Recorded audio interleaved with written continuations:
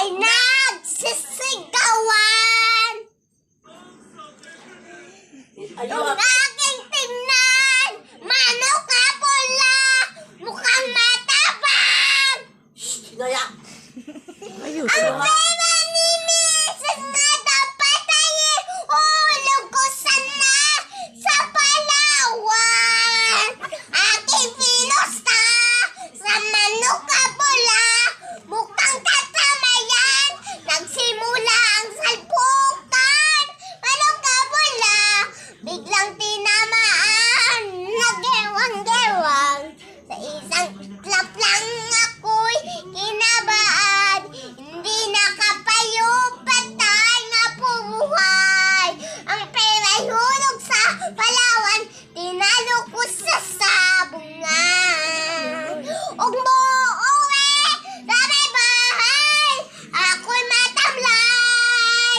Ako'y nagsisi, ubos ang karne, daling ang sabi.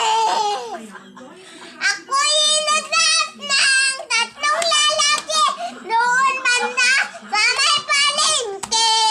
Pero ang misis ko hindi maluko. Hinaratay ako, basag-basag ang ako.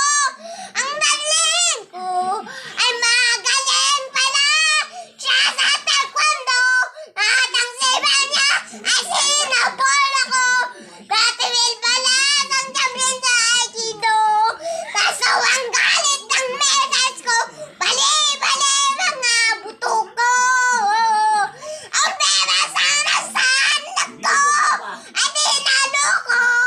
Nakita ko ng gagong demonyo, kaya kinastigot ko ng daning ko. Nang dahil sa sugal na pahamak ako. Kaya kayong mga sawngero, huwag magsawa ng champion sa judo.